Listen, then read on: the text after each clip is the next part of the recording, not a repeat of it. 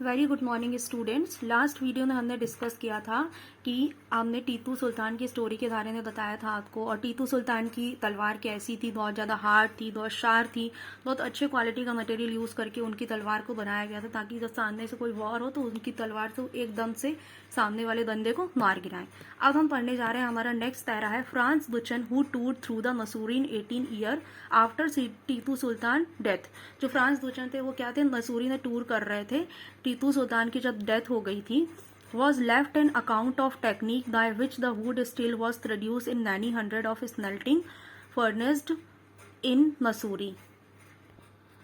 उसके बाद उन्होंने देखा कि स्टील जो होता था वो किस तरीके से बनाया जाता था, है ना। भट्टियों में बेसिकली क्या किया जाता था, भट्टियों में उसको पिघला के बनाया जाता था। उस चीज़ के बारे में हम पढ़ने जा रहे हैं। भट्टियों में क्या किया जाता था, कैसे पिघलाकर उस स्टील को बनाया जाता था, और बहुत सारी भट्टियाँ होती थी और उसमें क्या क्या मिक्स किया जाता था। अब आगे देखेंगे। In furnace iron were mixed in the charcoal. Iron को क्या किया जाता था, चारकोल के साथ मिक्स कर लिया जाता था और क्या कर देते थे, put inside the small clay pot. छोटे से पॉट होते थे, उसके अंदर उसको डाल के रख दिया जाता था। Through and instead the control of the temperature smelting proceed the steel ignored and well sword making just in India but in the west and central Asia too, है ना। और सेंट्रल, ना कि केवल इंडिया में ऐसा हो रहा था बल्कि सेंट्रल एशिया और वेस्टर्न एशिया साइड भी ऐसा देखने को मिल रहा था, और वेस्टर्न और सेंट्रल एशिया में भी इसकी बहुत ज़्यादा डिमांड हो रही थी। Wootz is an ingenious version of the Kannada word ukku. Telugu hukku and Tamil and Malayalam urukku meaning steel. इसकी मीनिंग क्या होती थी, उर्कू वर्ड की मीनिंग क्या होती थी, स्टील होती थी। जो वुड था, अंग्रेज लोगों ने उस वर्ड की मीनिंग क्या, उसको क्या बोल दिया था, उस वर्ड की मीनिंग को बोल दिया था वुड। ठीक है, ये जो वर्ड दिया इसको बेसिकली क्या बोलते हैं, वुड बोलते हैं। इंडियन वुड स्टील फैंटेसिस्ट European scientist Michael Faraday and legendary scientist of discover. जो ये हमारे साइंटिस्ट थे माइकल ने, इन्होंने क्या डिस्कवर किया था, इलेक्ट्रिसिटी डिस्कवर की थी, जो कि क्या थी, और इलेक्ट्रोमैग्नीशियम डिस्कवर किया था। स्पेंड 4 ईयर्स, और अपने 4 साल स्पेंड किए किसकी स्टडी करने में, ये सारी चीज़ों की स्टडी करने में। इन्होंने इंडियन वुड्स की स्टडी करने में इन्होंने केवल समथिंग 4 साल ईयर स्पेंड कर दिए। However the wood steel making process by which widely known as South India was completely lost in mid 19th century। पर क्या हुआ, जब 19th सेंचुरी आते आते तक क्या हुआ, लोग उसे भूल दी गए थे। Next, can you guess why this was so. आपको पता है ऐसा क्यों हुआ था। The sword and onward making industry with contest of India British and import of iron and steel from the England displaced the iron and steel produced by the craft people in India। ऐसा पता है क्यों हुआ था, ऐसा इसलिए हुआ था क्योंकि शॉर्ट जो अनॉर्ड मेकिंग इंडस्ट्रीज थी वो ख़त्म होने लगी थी। इंडिया में ब्रिटिश इंडस्ट्रीज जो थी, आयरन स्टील, वो बाहर से आता था। इंडिया में जो भी चीज़ होती थी ना ब्रिटिश की, वो इंडस्ट्रीज़ की और आयरन स्टील, वो सब क्या होता था, बाहर से आता था। आयरन स्टील और उसका जो भी काम होता था वो बिल्कुल ख़त्म कर दिया गया था। ब्रिटिशर्स जो थे हमारे, वो आयरन और स्टील से आ जाती थी, और इंडिया में क्या हो रहा था, इंडिया में बिल्कुल ही खत्म हो रही थी ये सारी चीज़ें, है ना। उसमें लिखा हुआ iron in steel from the England dispatch and iron steel producing craft people in India. Next हमारा टॉपिक क्या है, नेक्स्ट टॉपिक है हमारा अबंडेंस फूडनेस इन विलेज। अब कैसे भट्टियों को ऐसे ही छोड़ दिया गया था उस टाइम पे, उसकी भट्टियों की कोई केयर वेयर नहीं करता था।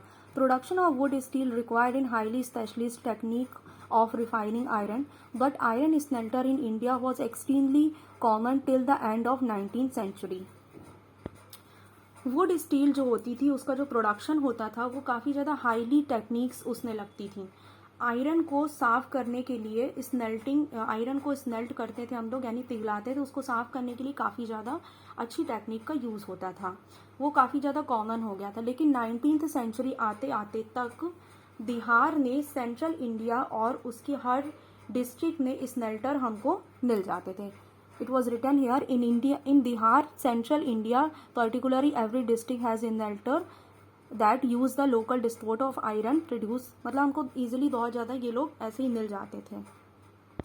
जो कि क्या करते थे, आयरन ओर को निकालते थे और उसे मैन्युफैक्चर करते थे, जो कि अपने डेली हम टूल्स में आप देखते हो यूज़ करते हैं ना, वो सारे ये लोग निकाल के क्या करते थे, मैन्युफैक्चर करते थे। The furnaces were most often build a clay and sun dry the bricks, फिर उसे बना लेते थे और क्या करते थे, सुखाया करते थे।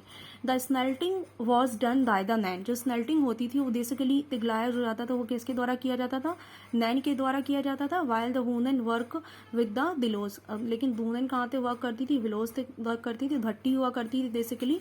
बिलोज क्या है, एक तरीका का डिवाइस है, एक इक्विपमेंट है that can plump air, plumping air kept in the charcoal burning, और उन्हें क्या करती थी, एयर को बर्न करती रहती थी, ठीक है, हवा देती रहती थी, जिससे चारकोल बर्न होता रहता था। आप देख सकते हैं ये फिगर दिया हुआ, फिगर 13 दिया गया है। ये एक विलेज है सेंट्रल इंडिया का जहाँ पे अगारीज लोग रहा करते थे। ये बेसिकली आयरन स्मेल्टर थे, यहाँ पे ये लोग रहते थे। Some communities like iron Agarias smelt specialist in a craft of, ये लोग काफ़ी ज़्यादा स्पेशलिस्ट होते थे स्मेल्टिंग करने में। लेट 19th सेंचुरी आते आते तक क्या हुआ, भुखमरी फैल सी गई थी और वहाँ का एरिया काफ़ी ज़्यादा ड्राई हो गया था।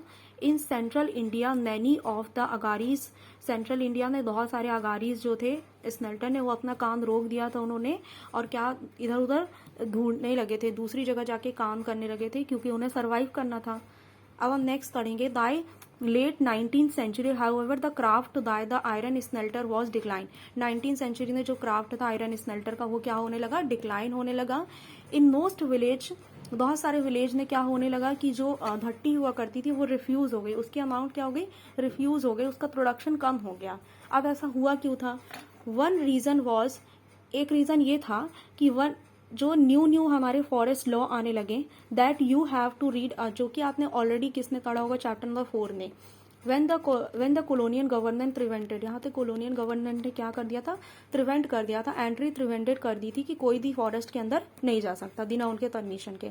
How could the iron smelter find the wood, अब आयरन स्मेल्टर आखिर बेसिकली वुड पाएंगे कहाँ से, अगर वो फॉरेस्ट के अंदर नहीं जाएंगे तो उन्हें लकड़ियाँ मिलेंगी नहीं, और फिर लकड़ियों को जला के जो बचा हुआ मटेरियल होता था उससे ही चारकोल बनता था।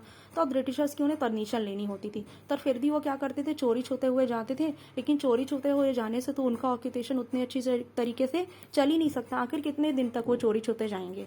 They give up a craft and looking for the other means of livelihood, अब वो बेचारे परेशान हो गए थे और दूसरा अपना जीवन जीने का दूसरी तरीका वो ढूंढने लगे थे। In some area the government did grant access to the forest, कुछ एरियाज ऐसे थे जहाँ पे गवर्नर ने परमिशन दे दी थी कि आप फॉरेस्ट में जा सकते हो, but the iron smelter has to pay, लेकिन आयरन स्मेल्टर को क्या करना पड़ रहा था, पे करना पड़ रहा था। कैसा पे करना पड़ रहा था, बहुत ज़्यादा हाई टैक्स पे करने पड़ रहे थे फॉरेस्ट डिपार्टमेंट को, और उनकी तो इनकम भी इतनी ज़्यादा कम थी कि वो बहुत ज़्यादा हाई टैक्स नहीं पे कर सकते थे। Moreover by the 19th century iron and steel has been import from the Britain, 19th century में क्या होता था, आयरन वगैरह स्टील वगैरह कहाँ से इम्पोर्ट होता था, ब्रिटेन से इम्पोर्ट होता था। Iron smith in India began using the import, iron smith जो थे वो क्या करते थे, वही जहाँ से ब्रिटेन से इम्पोर्ट होता था तो उसी का यूज़ करके बनाया करते थे, यूटाइंसिल्स बर्तन वगैरह बनाया करते थे, और फिर उनकी डिमांड्स भी हुआ करती थी बर्तन की। By the early 20th century, अब 20th सेंचुरी आते आते तक the artist producing iron and steel face the new competition, 20th century आते आते तक एक नया कंपटीशन, आयरन ये सारे आर्टिस्ट और प्रोड्यूसिंग जो आयरन प्रोड्यूस करते थे उन्हें एक नया कंपटीशन देखने को मिला। Iron and steel factories comes up in India, अब कैसे आयरन और स्टील फैक्ट्री इंडिया में आई, अब हम वो पढ़ेंगे। थैंक यू स्टूडेंट्स, हम इसका डिस्कशन नेक्स्ट पार्ट में करेंगे।